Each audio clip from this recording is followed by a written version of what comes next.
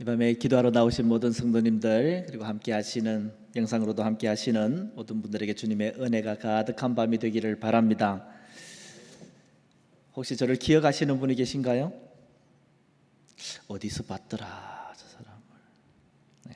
한 15년 전에 울산교회가 또 외국인 사역을 하고 시작하고 할 때에 같이 와서 말씀을 나누기도 하고, 또 우리 베트남 여성들 한국어 가르치고 할 때도 그때 같이 헌신 예배도 말씀을 나누고, 그렇게 제가 울산교회에 관심이 많습니다. 그렇죠? 다시 함께 말씀을 나누게 돼서 너무나 감사하고, 또 이 밤이 하나님의 은혜가 넘치는 밤이 되기를 바랍니다. 아까 제가 찬송을 이렇게 찬양을 하는 중에 우리가 이 자리에 나와서 함께 예배 드릴 수 있는 것, 찬양할 수 있는 것, 내가 예수 믿고 같이 예배 드릴 수 있는 것, 이것이 참 모든 것이 하나님의 은혜다라는 찬양을 드리는데, 갑자기 제게 이렇게 떠오르는 생각들이 여러분과 함께 나누고 싶은 것 중에 하나가, 제가 지금 오늘도 계속 전화하면서 했던 것 중에 하나가, 아프간에 있는 의사 선생님이 저 지금 숨어 있어요, 위험해요, 좀 빼주세요, 탈출할 수 있게 도와주세요, 이 이야기를, 그럼 파키스탄에서 넘어가서 어떻게 하고 해외로 빠져나오는 길은 어떻게 하고, 이 부분을 계속 일을 진행하다가 전화하면서 그렇게 내려왔습니다. 12만 정도의 미군들이 아프간에서 철수하면서 이렇게 데리고 나가고 하는데, 몇 명 데리고 나가겠다라고 하는 리스트를, 명단을 이렇게 줬어요. 거기에 함께 나가기를 원하는 기독교인들, 우리 크리스찬 예수 믿는 사람들의 이름도 이렇게 기록을 했는데, 미국이 예수 믿는 사람들은 관심이 없었던 거예요. 다 버려두고 나갔어요. 그렇게 이름은 노출됐고 나가지는 못하고 언제 잡혀서 죽을지 모르는 그런 분들이, 당장 기다리고 있는 분들이 3,000명 정도가 됩니다. 이 사람 한 사람이 이미 비행기는 다 떠났고, 그러면 파키스탄 국경도 거의, 파키스탄도 이제 우리가 못 받는다, 너무 많이 받았다, 300만 명 받았다, 아프간 사람들을. 이제 우리도 먹기 살기 힘든데 못 받겠다. 그런데 하나 문이 열려 있어서 거기도 거의 못 넘어오는 건데, 돈 주고 그렇게 넘어가야 되는데 그 돈이 계속 올라가고 있습니다. 여러분들이니까 이제 다른 데가 이야기하시면 안 되니까, 지금 한 명 나오는데 거의 한 $700, 그러니까 아마 80만 원 뭐 이렇게. 그래서 한 가족이 지금 15명이 기다리고 있는데, 그러면은 뭐 한 1,000만 원 이렇게 돌아야 한 가족이 나오려고 하는. 나온다고 안전한가요? 모든 것이 다 파키스탄 나오면은 아프간 있을 때보다 더 오히려 더 위험하대요. 거기서 지금 해외 난민으로 나와야 되는데 그 모든 길이 너무너무 어렵습니다. 오늘 신문, 우리 무슬림 사역하는 팀에서 같이 기도 제목을 나누는데, 이란에 지금 지하에서 예배드리다가, 가정 예배드리다가 3명이 지금 잡혔는데 아마 바로 사형일 것 같아요. 전 세계가 함께 기도하고 있긴 한데,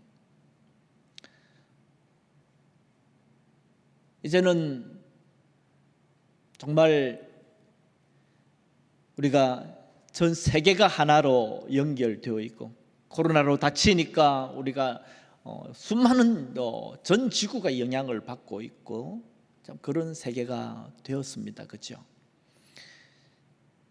세계 인구 시계를 보면 8초에 한 명이 태어나고요, 13초마다 한 명씩 죽고요, 40초마다 한 명이 자기 나라를 떠나서 다른 나라로 이주하는 시대에, 정말 전 세계 사람들이 움직이는 시대라고 합니다.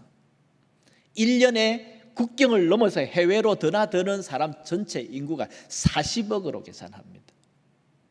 70억 정도의 전 세계 인구 중에 한 해에 다른 나라로 넘어가고 오고 국경을 넘나드는 사람이 40억이고요. 한 해에 한국도 드나드는 그러니까 인천공항을 얼마나 많은 사람들이 왔다 갔다 하는지요. 1억입니다. 1억 한국에. 미국의 공항이 15,000개랍니다. 그만큼 정말 우리는 전 세계를 함께 살아가는 이런 시대에 우리가 살아가고 있고요. 한국도 인구가 점차 더 줄어들고 애 안 낳잖아요, 그죠? 정말 큰 일이에요. 그래서 한국에 외국인들이 점차 더 많이 들어와야 됩니다. 요즘 이제 대학도 내년부터인가요? 대학의 입학 정원보다 고등학교 졸업하는 학생이 적어요. 대학 들어가고 싶으면 아무나 다 들어갈 수 있는 시대가 되었습니다. 그러면 대학에는 이제 학생도 모자라기 시작했습니다. 그 유학생 받아야죠. 농촌에 일할 친구들이 없어가지고 채소값이 올랐어요. 과일값이 올랐어요. 그래서 왜 이렇게 가격이 올라가냐니까 일할 사람이 없어서, 외국인이 못 들어와서, 그런 얘기를 하는 우리가 시대를 살아갑니다. 그래서 저는 우리 한국 교회를 이렇게 여러 교회들을 방문하기도 하고 함께 말씀을 나누는데, 앞으로 인구가 많아지는 쪽은요, 인구가 늘어나는 쪽은 노인 인구하고 외국인 인구밖에 없습니다. 그럼 우리 교회도, 우리가 교회를 유지하고 저도 성도 성장하고 하려면요, 이 인구가 늘어나는 이쪽에 당연히 관심을 가져야 합니다. 늘어나는 쪽은, 열리는 쪽은 무시하고 자꾸 줄어들고 닫히는 문을 막 두드리면 비효율적이에요. 그렇죠? 네, 이런 외국인 사역을 제가 우리 고신 교단의 선교사로 사역을 하고 있고, 저는 1996년부터 교회에서 전도사로 있으면서부터 청년들 데리고 이 사역을 해왔습니다. 자, 그래서 우리 이 목사님하고 신학교 입학 동기이고 한데, 목사님하고 지났던 추억들을 이렇게 보면 목사님 같이 있으면은 늘 기쁘고 재미있고, 그죠? 그리고 유쾌하고 유익하고 참 좋은 목사님 모시고 이렇게 우리 울산교회 함께 자라가고 있는데, 저는 가만히 뒤로 돌아보니까 엊그제도 저희 집사람 보고 저한테 이렇게 얘기했어요. 나는 말이야 참 하자가 많은 사람을 데리고 사는 것 같아. 그래 보이죠, 그죠? 참 이 하자가 문제가 많은. 근데 제가 정말 참 문제가 많았던 것이, 제가 고등학교 졸업하고 신학교 바로 들어갔거든요. 신학생이 됐는데 한 학기 다녀 보니까요, 2학기 때부터는 하나님이 없더라고요. 하나님 못 믿겠어. 이 목사님은 다른 이제 우리가 가는 길이 좀 달라가지고 제가 어떻게 이제 신학생활을 했는지 모를 텐데, 그때부터 제가 교회를 안 다녔습니다. 신학생이 다른 친구들은 다 전도사하고 뭐하고 이럴 때에 저는 교회를 안 다니니까 주말에 어디 가냐면 절에 갔습니다.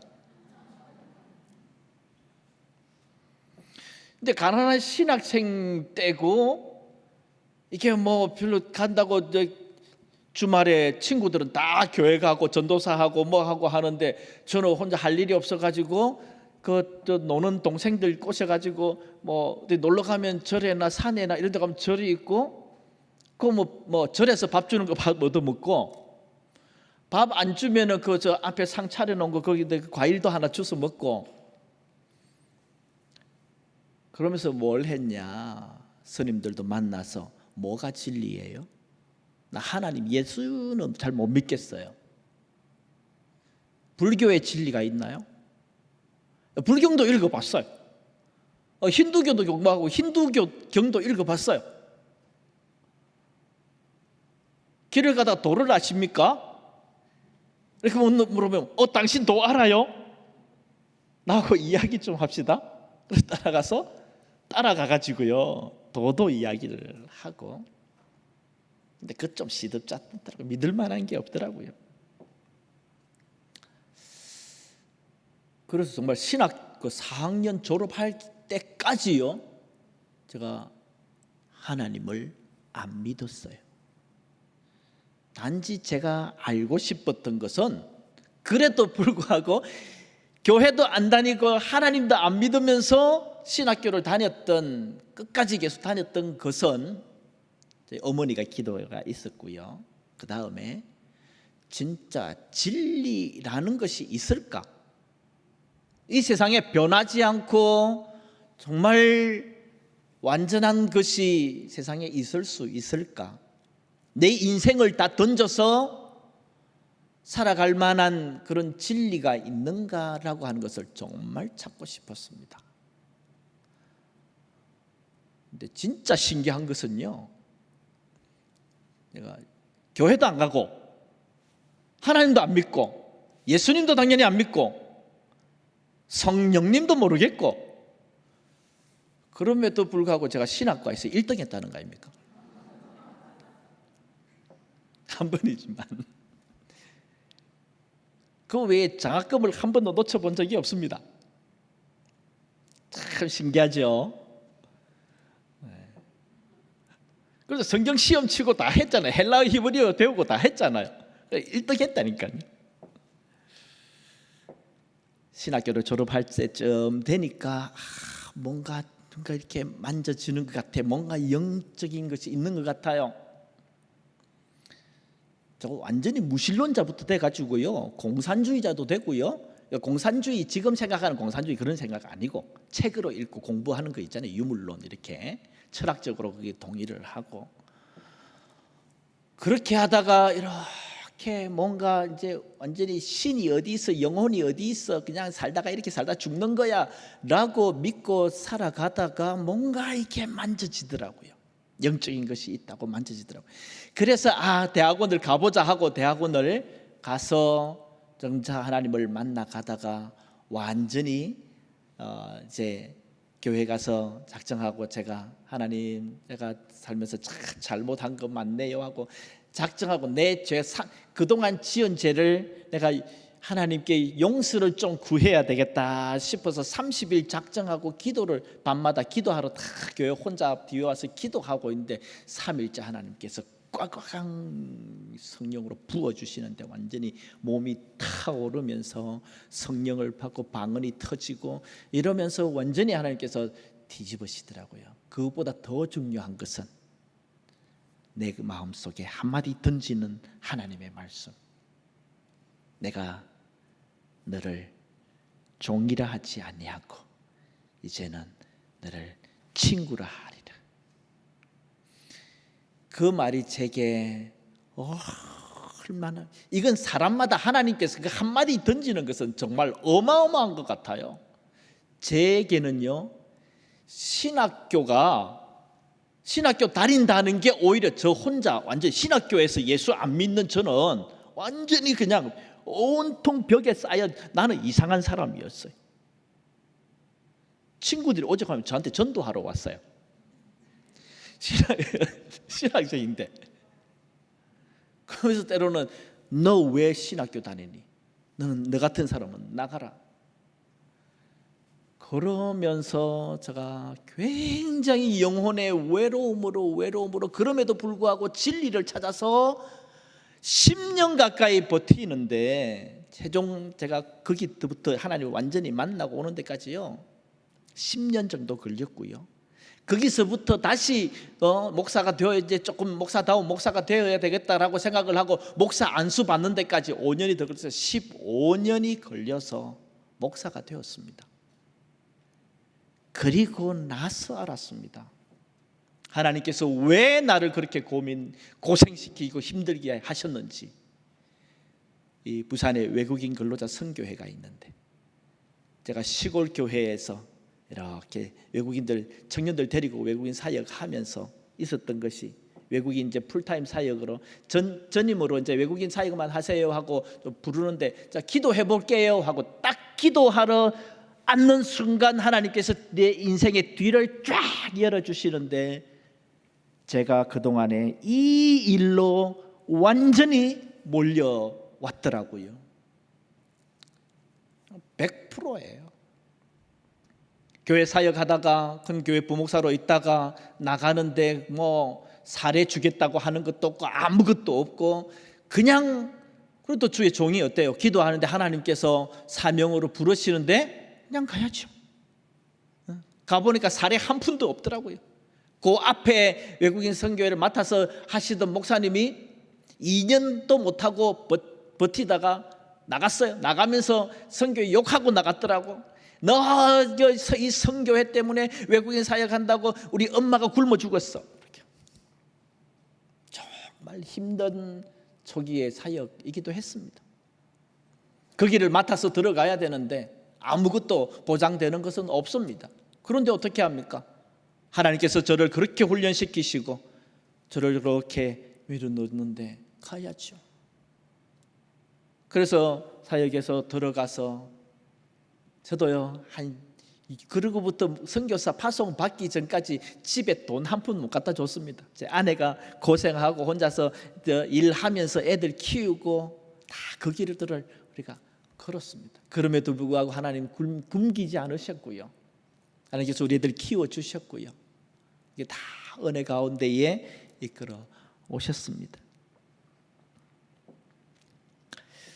그리고 외국인 사역을 조금 딱 시작하면서 외국인들 만나기 시작하니까 야, 하나님의 뜻이 확실하게 알려지는 것은 중국에서 온 친구들 만나요. 네팔에서 온 친구들 만나요.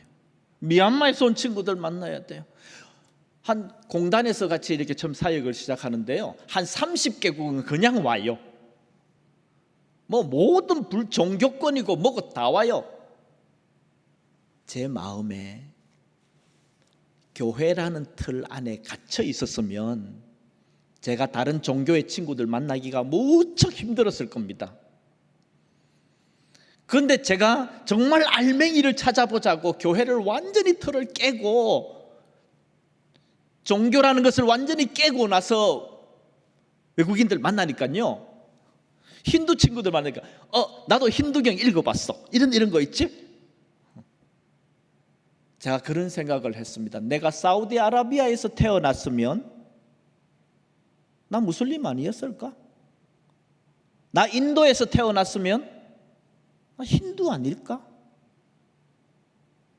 그러면 그 친구가 지금 배경으로 가지고 온 것은 내게 아무 문제가 없습니다. 그래, 당연히 나도 그랬을 것 같아. 그런데 이제 우리가 어른 대 어른으로, 성인 대 성인으로 만나서 지금 이야기할 건 뭐냐? 진리가 뭐냐? 너 저거 진짜라고 생각하냐? 확실해? 하나님께서 외국인들을 만나기 시작하니까 이걸 하나님께서 왜 내가 그 고생을 하면서 살아왔어야 됐는가가 딱 이해가 되는 거예요. 그리고 최근에 와서 더 깨달아지는 것은요, 한국 사회가 이렇게 가는 거예요. 정말 많은 외국인들이 들어오고요, 지금 선교의 문들이 막히니까 선교사님들이, 한국에 28,000 선교사님들 중에 작년에 코로나 때문에 한국에 들어온 선교사님이 11,000명이 들어왔어요. 많이 못 나가고 작년까지 7,000명의 선교사들이 한국에 대기하고 있다가 지금은 많이 나가셨긴 했지만 선교의 문들은 막힙니다. 외국인들은 들어오기 시작합니다. 한국이 이렇게 다문화 사회가 되어 갑니다.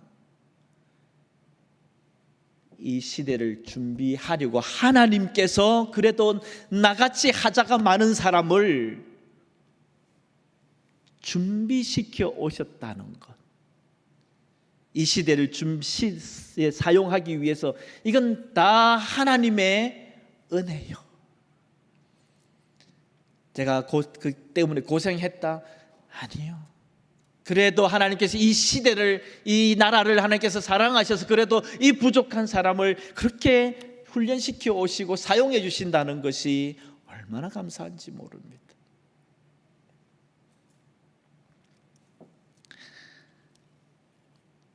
참, 그래서 저는 어떻게 보면 교회 안에서 이렇게 교회를 사역하면서 목회하면서 이렇게 자라온 것이 아니라, 저는 목사 안수 받자마자 이렇게 뛰쳐나와서 좀에는 잡초같이 좀 야생화같이 이렇게 그냥 목회를 해온 사람이다. 외국인 선교만 해온 사람이다. 이렇게 생각하시면 되겠습니다. 그러다 보니까 외국인 사역을 이렇게 하면서 보니까 참 쉬웠겠어요. 제가 외국인 사역만 한다고 이렇게 나오니까 하나님께서 이게 제가 퇴직금하고 뭐 하고 이렇게 나오니까 그래도 이게 외국인 사역 한다고 나간다고 하면은 교회에서 좀 지원도 해주고 그러면 될 건데 하나도 안 해주고 퇴직금만 얼마 이렇게 주시는데 나오면서 보니까 전세 자금도 얼마 안 돼요. 그래서 정말 방 2개, 우리 애가 3명이거든요. 3명 데리고 방 2개에 따닥따닥 바로 앞에 부엌에 붙은 2층 집을 하나 구해서 나갔는데 첫 번째 외국인 사역하러 이렇게 가가지고 그래서 부산 경남 외국인 선교 협의회를 제가 전체 하면서 추석 근잔치 지금 이때쯤 비슷하겠다 그죠? 추석 근잔치 하면 한 1,000명 1,500명 부산 경남에서 제일 큰 행사했고 KBS에서 외국인들 모인다고 카메라 들고 오고 그럴 때를 제가 행사를 준비하고 있었는데 아침 일찍 나가서 모임하고 기도하고 이렇게 들어와서 아침 먹고 이제 또 나가려고 하는데 그때 막내가 한 10개월째 됐을 때예요. 돌도 안 됐었는데 2층에 이렇게 있는데 아침에 제가 밖에 나갔다 오니까 혼자 나와서 위에서 이렇게 2층에서 놀고 있어요. 계단은 못 내려가니까 뭐 괜찮겠지 하고 있었는데 얘가 밑에서 이렇게 보다가 이 턱이 좀 낮았어요. 그게 낮아가지고 밑에 강아지가 놀고 있으니까 그걸 쳐다보고 있다가 이걸 더 많이 들었는지 머리가 무거웠는지 2층에서 밑에 시멘트 바닥으로 그대로 떨어졌습니다. 억 하는 소리가 퍽 하는 소리가 방에 있는데 나와서 쫓아 나와 보니까 시멘트 바닥에 그대로 떨어진 거예요. 숨이 턱 막혀 있는 애를 안고 주님 어디 갑니까? 그렇게 하는데 그 당시 이제 그래도 우리 교회에 있었으니까 의사 선생님들이 있었을 거잖아요. 제가 바로 전화해서 집사님 어디 가요? 애 떨어졌어요. 어디 갈까요? 어디 병원 가래. 그래 가서 들고 검사해보고 머리 이렇게 하니까 의사 선생님이 허허 하면서 괜찮대요. 다른 데 이상 하나도 없대요. 머리 어차피 해골 바가지가 이렇게 조금 벌어져 있는데 그게 조금 더 벌어졌대요. 의사 선생님들 제가 그거 보면서 참 강심장이신지 모르겠는데 부모는 속이 타 죽겠는데 하시는 말씀이 참 쉽게 하시더라고요. 조금 더 목사님 조금 더 벌어져가지고 조금 더 튼튼해질 거예요. 그래도 안에 혹시 이상이 있을지 모르니까 한 3일만 더 병원에 두고 보십시다 하고 이렇게 하더라고요. 그래서 사고 당하고 제가 또 기도 제목들 돌리고 하니까 서로 기도하고 그렇게 하다가 괜찮습니다 감사합니다 괜찮다고 합니다 고맙습니다. 그런데 아버지가 장로님이셨어요. 지금 이제 소천하셨는데 아버지께서 전화 오셔서 이렇게 이야기하시더라고요. 아들아 봐라, 하나님의 일을 하려고 나서니까 하나님께서 너를 지켜주시지 않느냐. 시편의 말씀처럼 저가 너를 위하여 그 사자들을 명하사 내 모든 길에 너를 지키게 하십니다. 저희가 그 손으로 너를 붙들어 발이 돌에 부딪히지 않게 하리라. 이 말씀을 아버지께서 주시면서 저희가 그 하나님의 사자 천사가 그 발이 돌에 부딪히지 않게 하시리라고 약속하지 않으셨나요? 저에게는요 정말 참 감사한 아버지의 신앙이었습니다. 그것을 들으셨던 이 간증을 제가 나누니까 여러분도 혹시 울산교회도 혹시 울산에도 계셨으니까 김신 장로님을 아시죠? 대법관도 하셨고 그 장로님께서 목사님 이 이야기 좀 많이 나눠주세요 하면서 신앙은 해석입니다. 신앙은 해석입니다. 여러분, 누가 신앙이 좋습니까? 어떤 사람을 우리가 신앙이 좋은 사람이라고 이야기합니까? 우리가 어떤 일을 당했을 때에 그것을 신앙으로 잘 풀어주는 사람, 스트레스 받았을 때에 그것을 신앙으로 풀 수 있는 사람, 세상으로 풀 수 있는 사람, 힘들고 어려운 고난이 닥쳤을 때에 극단적인 선택을 하는 사람, 신앙으로 푸는 사람. 신앙이 좋다는 것은 성경을 우리가 배워서 성경 말씀대로 적용을 해서, 그래서 우리 신방감이 그 얘기 많이 하잖아요. 엎어진 짐에 좀 쉬었다 가라 하는 것처럼, 하나님께서 그동안 수고하셨으니까 좀 쉬어라고 하나님께서 잠시 쉬는 시간을 주시는 거야. 신앙의 눈으로 그 사건을 해석해 주는 것.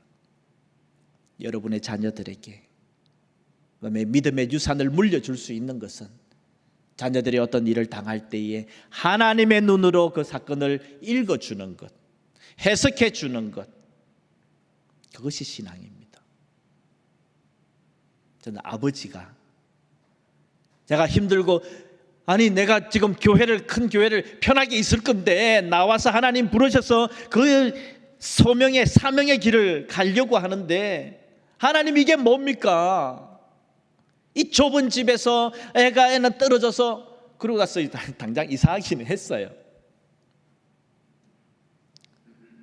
나 그 길을 아버지께서 해석해 주시면서, 아들아, 천사를 보내서 그 발이 땅에 부딪히지 않게 지켜주시는 하나님의 은혜다.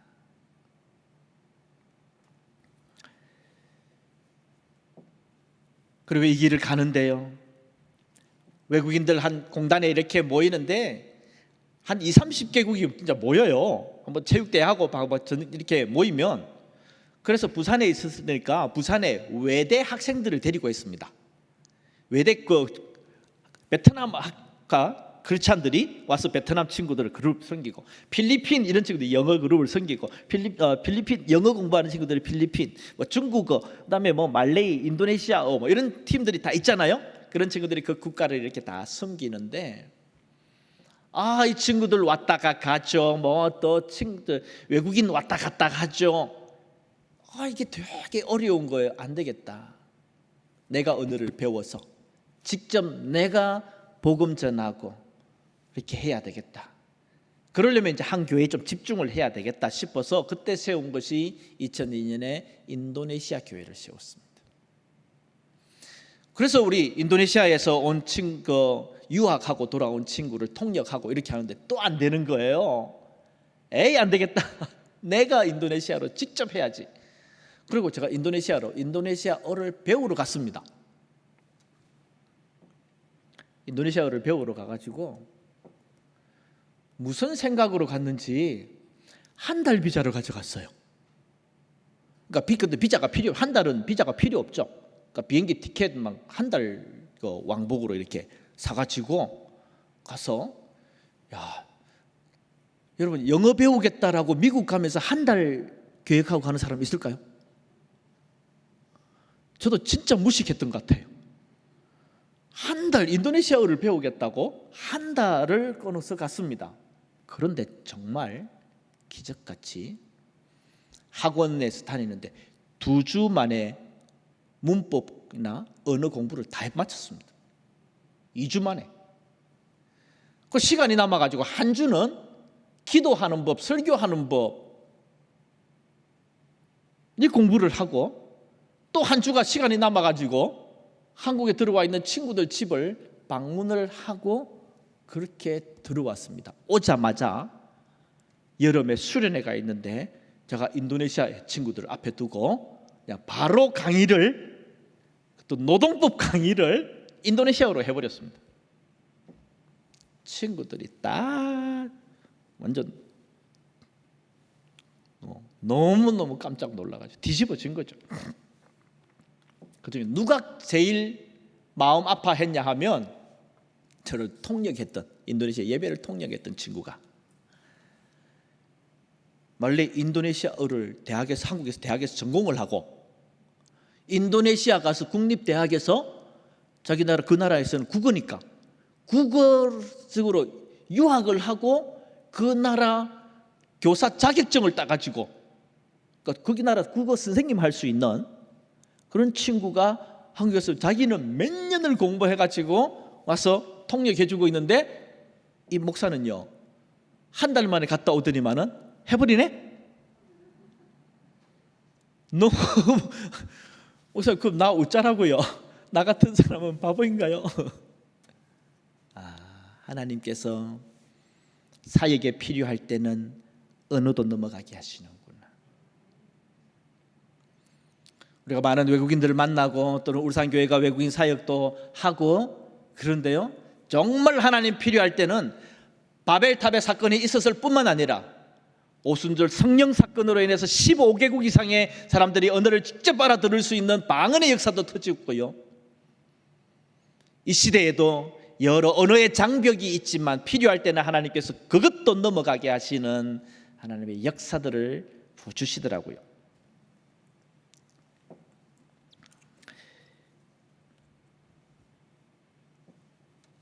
그래서 선교를 참 이렇게 해 나가면서 제가 결국 깨달았던 것은 선교는 하나님이 하시는 거구나. 우리는 열심히 섬기고 봉사하고 돕는데 하나님이 막 하시더라고요. 제가 전 청년들 데리고 이렇게 외국인 사역을 막 하는데 초기에 할 때 이란 친구들이 한 5명이 한 공장에서 나왔습니다. 매주 데리러 가서 이렇게 하고 토요일 저녁에 청년들하고 모이면 저는 청년들하고 예배 드리고 이렇게 한국어로 예배 드리고 나서 그러면 저희 후배가 와서 한글 가르치고 뭐 이렇게 놀고 있다가 예배 마치고 나서 함께 찬양하고 예배하고 떡볶이 먹으러 가고 볼링 치러 가고 뭐 하여튼 노는 것만 잔뜩 했습니다. 그러면서 주일날 예배에 오면 같이 예배 드리고 이렇게 특히 이란 친구들은요 한국말도 아예 못했어요. 거의 못했어요. 영어 못했어요. 제가 아랍어를 하겠어요. 페르시아어를 하겠어요. 서로 정말 말이 안 통하는 가운데서도 1년 꼬박 데리고 다니는데요 3명이 개종합니다. 얘네들의 개종은 확실한 개종입니다. 이란에 돌아갈 때에 목사님 저 이란 못 갑니다. 왜요? 저 돌아가면 죽습니다. 이란에서 해외로 외국인으로 근로자로 나올 때에 종교 경찰이 다 물어본답니다. 당신 무슬림이야? 네, 확실한 무슬림입니다. 이슬람을 믿는 사람, 알라에 순종하는 사람, 무슬림이냐? 네, 무슬림입니다. 하고 나왔는데 딱 외국에서 일하고 들어갈 때 공항에서 똑같이 물어본대요. 아직도 너는 무슬림이냐? 네, 무슬림은 어릴 때부터 교육받아 오기를 그런 것에는 한 입에서 두 말을 못하도록 교육이 되어 있고 또 하나님을 거기서 거절을 해야 되기 때문에 무슬림이다. 자기는 예수님을 부인해야 되기 때문에 못합니다. 못 들어갑니다. 그래서 미국으로 간 친구 있고 독일로 간 친구도 있고 여기서 더 남아서 있었던 그런 친구도 있었습니다.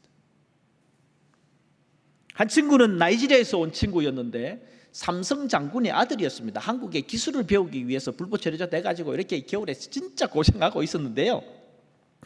그 친구를 이렇게 1년 동안 꼬박 데리고 다니는데 이 친구가 자기가 크리스찬이라 그래가지고 제가 처음에 외국인 크리스찬을 처음 만나봤어요.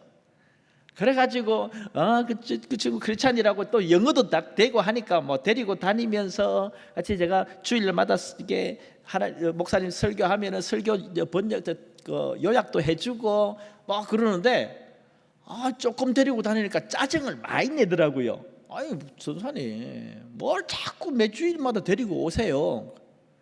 너 크리스찬이라면서? 네 맞아요.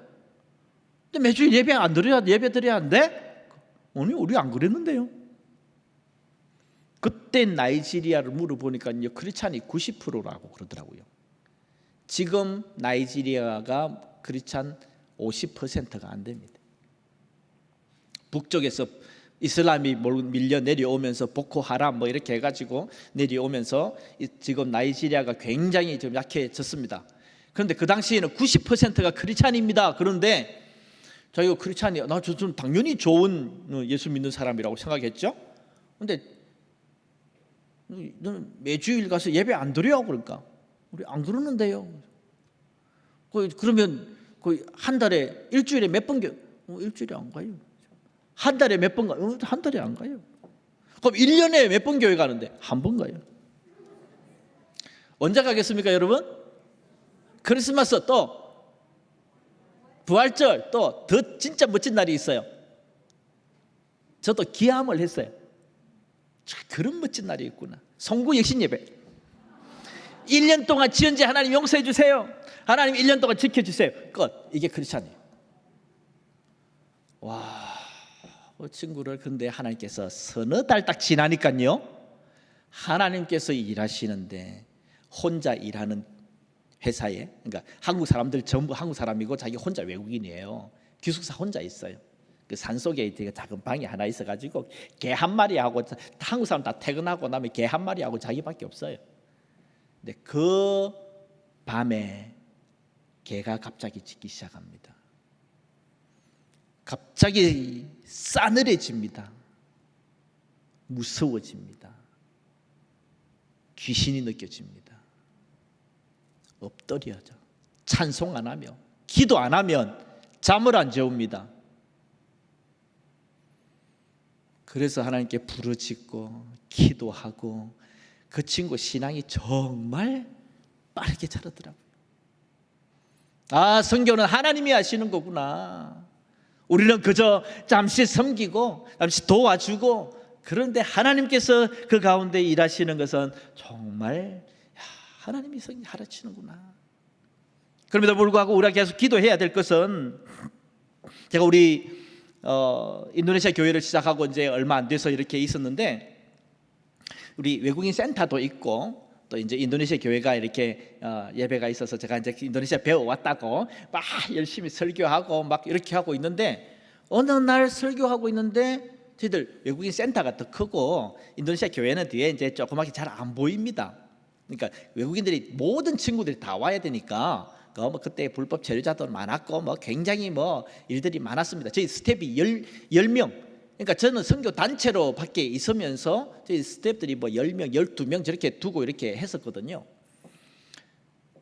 근데 뭐 다양한 일들을 하니까 외국인 친구들이 오고, 인도네시아 친구들만 뭐 체육대회 하면 뭐 1000명, 1500명 모이고 이렇게 하고 대사관에서 트로피 들고 내려오고 그렇게 했거든요. 그러니까 누구든지 와요. 근데 우리 크리스찬 친구 한 명이 자기 인도네시아 친구들이 오니까, 전 그때 부산 경남에 여기서 저희들 그 PMF라고 그러는데 저희 단체 모르면, 인도네시아 친구 치고 저희들 모르면 간첩이었어요. 모든 필요한 것들 다 와서 같이 하고 도와주고 뭐 국가 행사도 하고 그렇게 하니까. 근데 이제 한 친구가 한국에 온 지 얼마 안 돼 가지고 같이 회사가 있어서 그 친구 따라서 이 센터에 놀러 왔어요. 근데 같이 온 친구가 크리스찬이에요. 그래서 그 친구가 같이 왔는데 일 보고 상담하고 나는 예배 좀 드리고 갈게. 한 시간 조금만 기다려. 그렇게 기다린다고 옆에 딱 기다리고 있는 저는 이 친구는 우리 센터에서, 외국인 그냥 센터에서 있고, 이 친구는 이제 인도네시아 교회에 가서 예배드리고, 저는 이제 거기서 설교하고 열심히 예배드리고 있는데, 이 친구가 거기서 보니까 이제 심심해서 할 일이 없어서 그냥 교회 들어와 가지고 뒤에 더 앉아 가지고 이렇게 예배드리고 그냥 보고 있었어요. 무슬림인데. 친구 예배 마치면 친구하고 같이 이제 가려고 온 지 얼마 안 돼 가지고 혼자서 버스 타고 갈 줄을 몰라서 기다리고 있었던 거예요. 그렇게 기다리고 있다가 가만히 예배 뒤에 앉아서 저 앞에 한국 목사가 인도네시아어로 떠듬거리면서 설교를 하고 있는데, 가만히 듣고 있으니까 저 목사가 지금 이야기하고 있는 사람이 내 꿈에 나타나고 난 그 사람이 그 사람인 것 같은 거예요. 푸른 초장에 가끔 하얀 옷을 입고 자기 꿈에 나타나던 그 사람, 도대체 저분이 누구신데 내 꿈에 나타날까? 이렇게 몇 번 보는데, 제가 설교하는데 뒤에 와서 가만히 앉았다가 보면서 그분이 예수님이시구나 라고 하는 것을 깨달은 거예요. 그래가지고 이 친구가 뒤집어지는데, 알고 보니까 이 친구 아버지가요, 대단한 한 지역의 세계 최대의 무슬림 국가, 인구가 제일 많은 국가는 인도네시아입니다. 그 국가에서도 큰 지역 하나의 종교 지도자, 이슬람 지도자가 제가 아버지예요. 그래서 그 아들이 중학교부터 이슬람 학교를 다니면서 전문적으로 키워온 친구예요. 그런데 한국에 일하러 와가지고 뒤집어지는데, 그리고 나서 저희들이 외국인들이 평일에는 다 일하고 하니까 토요일 저녁에는 같이 다 모여서 9시부터 12시까지 기도하는 시간이었거든요. 일주일 동안 혼자서 흩어져 있고 기도 안 하고 그렇게 일만 하다가 보니까 영혼이 답답하고, 주일날 한 번 예배 드려가지고 안 풀리니까 토요일 저녁에 푹 살면서 찬양하고 기도하고 그렇게 하고 주일날 예배 드려야 제대로 이게 예배가 돼요. 그 밤에 9시부터 12시까지 기도하는 시간인데, 그때 이 친구 오면요, 악령이 들어와가지고 발악을 하고 친구들이 잡고 귀신 쫓아내고, 다시 성령 받아서 기도하다가 다시 발악했다가, 그 싸움을 계속 한 1년 이상은 토요일마다 그렇게 했던 것 같아요. 그래서 그 친구가 돌아가서 지금 신학을 해서, 우리 선배 선교사님이 인도네시아에 신학교 하는 곳에 집에 가자마자 바로 쫓겨났어요, 집에서. 그래서 거기에 신학교 기숙사 넣어서 맡겨서 공부 마쳐서 목사가 됐습니다. 울산교회도 그런 역사를 알고 있습니다. 저는 정근도 목사님에게 늘 이런 이야기를 많이 들었습니다. 울산교회는 앞으로 국내 외국인 사역을, 국내에 들어온 우리 이주 외국인 사역을 집중할 것이다. 왜? 해외 선교를 해보고 많이 했지만 요즘도 새생명, 정건도 목사님 이야기 종종 하셨죠, 그죠? 새생명 훈련에 와가지고 6개월 훈련받고 중국 가가지고 지하 교회 세우고, 이게 진짜 선교다라고 했던 것처럼 하나님께서 쓰실 때에 이런 사람들을, 이건 정말 우리가 뭐 어떻게 내가 하겠다라고 하는 것이 아니라 하나님께서 그때그때 부어주시는 은혜 같습니다. 그래서 울산교회도 뜨거워지고 이 일들에 많이 집중을 해왔고, 저도 사역을 해가면 해갈수록 역시 알아가는 것은 선교는 하나님이 하시는구나. 우리는 거저 더 섬기고 더 사랑하고 더 기도하고, 그러면 하나님께서 하나님의 사람들을 보내어 주시고 이렇게 하시는구나 라고 하는 것을 더 알아갑니다.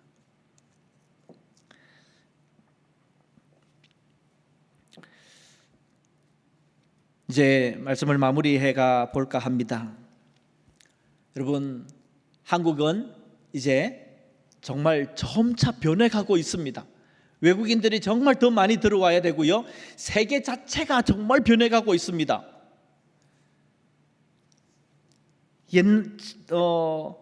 2006년에 통계해 보니까요, 예수 믿는다고 핍박받는 인구의 비율이 10억 정도 되었습니다. 그런데 작년 통계해 보니까요, 예수 믿으면 핍박받는 인구가, 받을 수 있는 인구가 30억이 넘었습니다. 인도도 힌두도 강해지고 있습니다. 무슬림 지역에 더 강해지고 있습니다. 불교들도 지금 강해지고 있습니다. 민족 종교들이 활성화되고 있습니다. 기독교의 문들이, 복음의 문들이 자꾸 막히고 있습니다. 막히는 것을 막히니까 하나님께서 어떻게 여십니까? 난민으로 내보냅니다. 시리아 난민들이, 아프간 난민들이 독일에서 유럽으로 많이 갔죠, 그죠? 거기에 간 사람들이 독일에서 지금, 여러분, 우리가 몰라서 그렇습니다. 이건 난민들이 나와서 얼마나 예수를 많이 믿는지 이야기하면 이슬람권이 뒤집어지기 때문에 이야기를 못해서 그렇습니다. 정말 많은 사람들이 예수 믿습니다. 오죽하면 자기 나라의 전쟁 때문에 일어나가 자기 모든 것 버려놓고 나온 사람들이 이슬람에 대해서 싫어합니다. 자, 이슬람이 전부인 줄 알았는데 이 정말 내 인생을 파괴한 거야 하고 나와서 여러분 아프간 교회, 독일에, 영국에 검색만 해보십시오. 다 굉장히 많이 데이터들이 나옵니다. 여러분 우리 그 했죠. 2018년에 제주도 예멘 난민이 500명 들어왔을 때에 우리 난리셨잖아요, 그죠? 제주도에 막 난민들이 나가 한국에 무슬림 받아가지고 그렇게 한다고 우리는 난리쳤습니다. 네, 교회는 그 일 해주셔야 됩니다. 그런데 우리는 뭐 했을까요? 현장에 있는 저희들은 예멘 사람으로서 예수 믿고 에티오피아에 선교사로 가 있는 예멘 선교사님 데리고 왔습니다. 예멘에 있는 선교사들이 다 들어왔습니다. 제주도에 있는 교회 목사님들이 그 한 가정 한 가정을 집에 데려가서 먹이고 재우고 한글 가르치고, 제주 평화 공동체가 기독교 단체입니다. 제주시하고 같이 해서 숙소 마련해주고, 서울에 있는 모든 교회들이 같이 연합을 해서 단체들이 제주도에서 한 명씩 올라오는 친구들을 일자리 만들어주고, 예수 믿은 사람들 많습니다, 여러분. 사실 저희들은 그렇게 한국 교회에 이렇게 비공식적으로 녹화하거나 다른 게 나가면 안 됩니다. 비공식적으로 이야기할 수 있을 때는요, 정말 당당하게 이야기합니다. 한국 교회여 안심하십시오. 이 정도는 충분히 막을 수 있습니다. 우리가 얼마든지 많이 열매로 얻을 수 있습니다. 지금도 용산에서 그 예멘 난민들을 데리고 같이 예배 드리고 사랑하고 그 친구들 다 데리고 있는, 돌보고 있는 그런 팀들이, 교회들이 있습니다, 여러분. 이번에 아프간 난민들이 398명이 들어왔습니다. 어떻게 돌볼까요? 저는 우리 이 이슬람 문제에 굉장히 관심을 많이 가지고 계신 분 중에 한 분이 국정원장도 하셨고 법무부 장관을 하셨던 할렐루야 교회의 김성규 장로님이 계십니다. 그분이 한국의 이슬람화에 대한 전략들을 국정원 정보로 이렇게 알고, 어쨌든 이슬람을 막아야 되겠다라고 굉장히 법조계에서 지금 굉장히 많이 활동을 하고 있고, 또 저는 현장에서 같이 해서 그 팀들이 같이 지금 독일 대사 출신 분이 실무를 맡고 있고, 같이 이렇게 해서 한국의 이슬람 지금 돌아가고 있는 거 전부 다 검색하고 이게 다 돌보고 있습니다. 장로님 전화 왔어. 어떻게 할 거예요, 그죠? 아프간 난민 지금 398명 데리고 들어온 거 지금 어떻게 하려고 생각해요?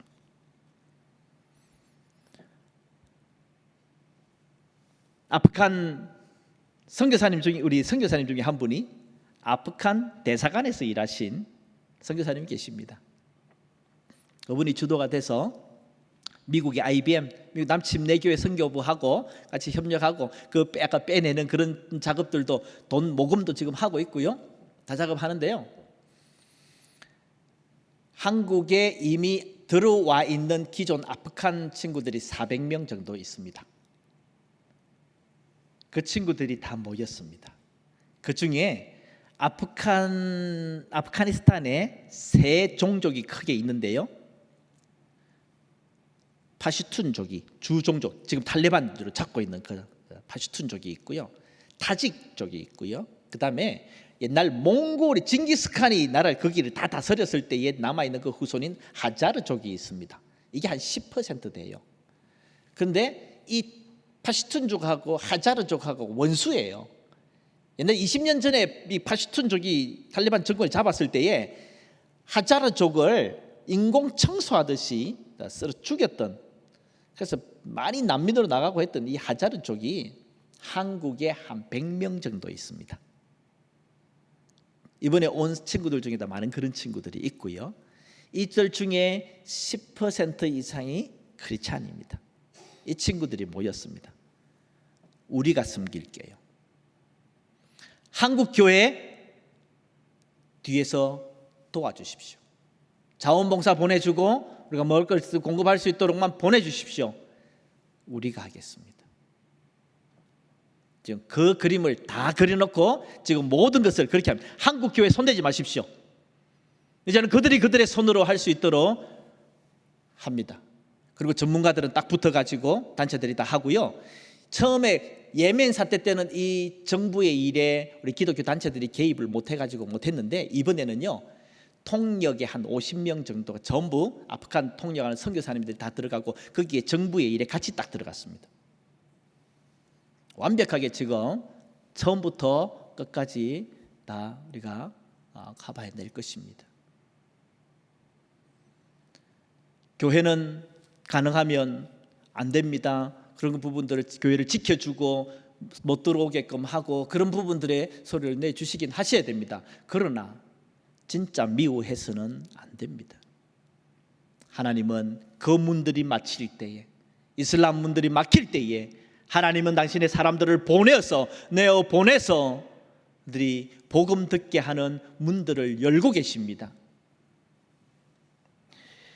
이제 한국도 정말 많이 바뀌고 있습니다. 내일 우리 사역 담당하시는 분들하고는 구체적으로 나누긴 할 텐데요.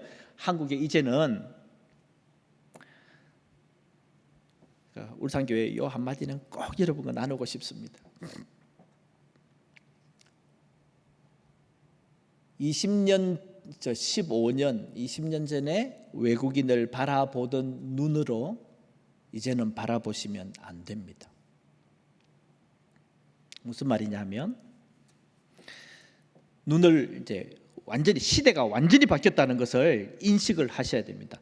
아이고 불쌍한 것들, 제가 외국인 사회 초기에 사역할 때 외국인들 데리고 교회 방문하면 정말 싫었습니다. 나 외국인 교회 방문 안 할 거야. 뭐하고 비슷하냐면 장애인들 교회 방문한 거하고 비슷하게 보더라고요.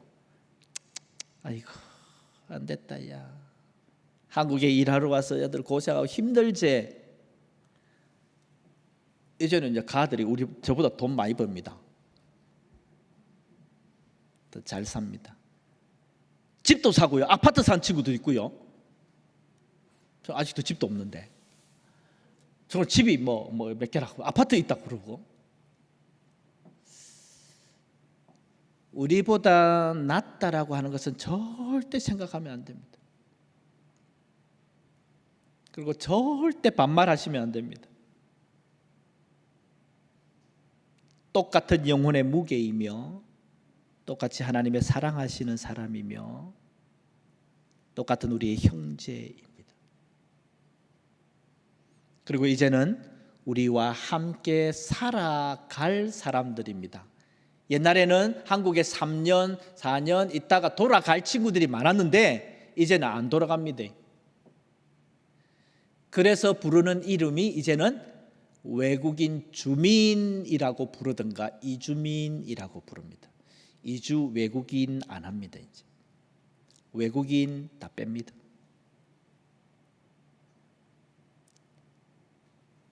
이주 외국인 사역에서 외국인을 빼주십시오. 그것은 차별적인 용어입니다. 우리의 말에서 벌써 차별하는 것입니다. 이주민 선교, 이주해서 살아가는 주민입니다. 이주민 선교를 하는 것이다 라고 생각하시고, 이미 명성교회는 옛날부터 이 이주민 선교를 부서를 따로 뒀다가 완전히 교회의 한 교구로 바뀌어버렸습니다. 이제는 우리와 함께 살아가는 사람들이다. 지금 많은 교회들이 이제는 함께 살아가는 우리 주민으로 완전히 바뀌었습니다. 시온성 교회라고 평택에 있는 한 교회에, 물론 미국 교회와 가까운데 거기에는 성도가 5,000명인데 장로 투표를 하는데 아내는 한국 권사님, 남편은 장립 집사님, 장로 투표하는데 5표가 모자라서 5,000명 교회에서 5표가 모자라서 떨어졌습니다. 다음에 될 거라고. 통합청인데 통합청 총회에 건의가 올라왔습니다. 외국인이 항존직을 가질 수 있습니까? 통합처 총회에서 결의했습니다. 신앙과 인격을 겸비한 사람이면 가능하다. 이제는 외국인이 우리와 함께 또는 우리의 리더로, 같은 성도로, 같은 교구로 그렇게 사역해 가는. 그래서 이 명성교회가 하는 거 보면 참 재밌더라고요. 제가 아는 제 목사님 누님이 명성교회를 갔대요. 교사였대요. 근데 명성교회 가까이 이쪽에 가서 이제 학교를 이동해 가니까, 그래서 그쪽에 가니까 교구가 딱 가서 배치를 하는데 교사들 그룹에다가 교구에다가 딱 넣어주더래요. 그럼 가니까 뭐 너무 이렇게 뭐 딱 하니까 뭐 다 교사들이니까 말이 너무 잘 통하잖아, 그죠? 그래서 정착을 너무 잘하더라고요. 참 대단하다 이런 얘기를 하면서, 외국인들을 모여서 담으로 국제 결혼한 가정들은 또 특별히 또 한 교구를 따로 만들어 버리는 거예요.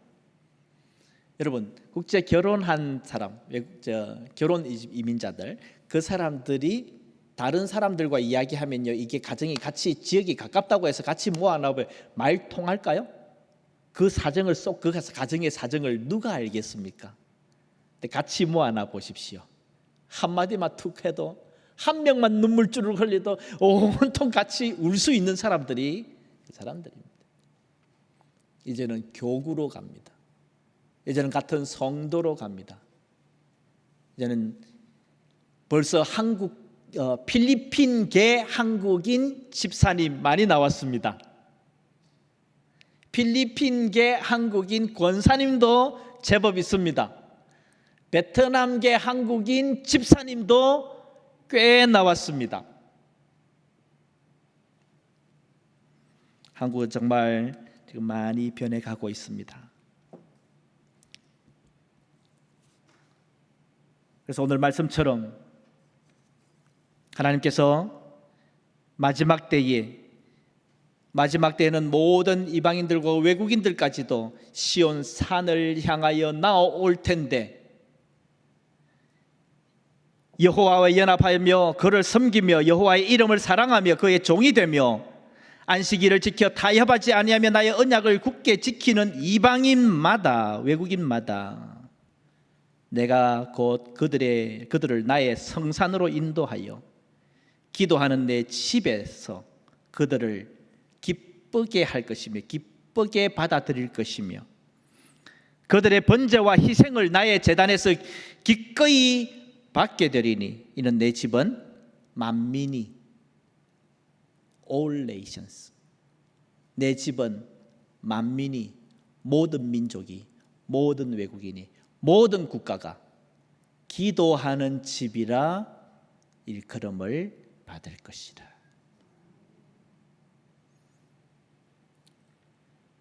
이것은 솔로몬이 기도했던 것과 마찬가지입니다. 하나님, 이 이스라엘 백성들이 이 성전에 나와서 기도할 때에 하나님이여 다 응답하시고 들어주시옵소서. 그리고 이곳에 와서 부르짖는 이방인마다 그들의 기도도 응답하셔서 하나님이, 하늘의 하나님이 살아계심과 하나님 되심을 알게 해 주십시오. 이것이 솔로몬의 기도였습니다. 그 성전이 예수님이 오셨을 때에는 그 이방인들이 와서 모여서 기도해야 될 이방인의 뜰에 이방인은 아무도 없고 장사하고 환전하고 강도의 소굴을 만들었을 때 예수님께서 그 길을 다 엎으시면서 내 집은 만민이 기도하는 집이라 일컬음을 받을 것이라 하였는데 너희는 강도의 구려를 만들었도다 라고 엎으시는 것입니다. 한국은 이렇게 바뀌어 가고 있습니다. 정말 빠르게 변하고 있습니다. 제 인생으로 고백하기는 하나님께서 이렇게 변해가는 시대를 또는 주의 종들을 제뿐만 아니라 사역자들 만나보면 이런 간증들 많이 나옵니다. 아, 하나님께서 정말 이 시대에 외국인들이 들어올 것을 이렇게 하나님께서 이곳에 준비하고 계셨구나. 아, 한국이 이렇게 가고 있구나. 이것이 하나님의 뜻의 방향이구나. 하나님께서 한국 사회가 변해가고 인구가 줄어들던 우리가 애를 안 낳아서 기독교인들이 교회가 문제든 어쨌든 인구가 줄어들면서 이것이 한국의 경제가 돌아가려고 하면, 우리가 살아가려고 하면 외국인들이 더 많이 채워져야 되고, 이 코로나가 아니었으면요 2019년 말에 250만 됐습니다. 2025년에 400만 예상했습니다. 2030년에 500만 된다고 했습니다. 인구 10명 중에 1명이 외국인으로 살아가는 시대를 우리는 이제 살아가려고 앞을 두고 있습니다. 그것까지 정부가 예측한 만큼의 그대로 진행이 되고 있었습니다. 저는 외국인들이 와서 이방인의 뜰에서 기도할 수 있는 울산교회가 되기를 바랍니다. 내 집은 만민이 기도하는 집이라 일컬음을 받을 것이다. 내 집은 만민이, 모든 국가의, 한국 사람만 아니고 여러분만 아니고 여기에 중국인들이, 여기에 필리핀의 사람들이, 여기에 러시아의 사람들이 와서 함께 기도하고 부르짖을 때에 우리의 기도를 응답하시는 하나님처럼 그들의 기도에 응답하시고 하나님이 살아계시는구나라고 하는 것을 응답받으며 하나님을 고백하고 함께 예배드리며 하나님 같은 하늘나라의 백성이 되며 평등한 우리의 주의 성도가 되며 그렇게 살아가는 기도하는 집이 되기를 바랍니다. 내 집은 만민이 기도하는 집이라. 그리고 이거 번역을 하시는 분의 번역을 보니까 내 집은 만민을 위한, 영어로는 그렇게 번역했습니다.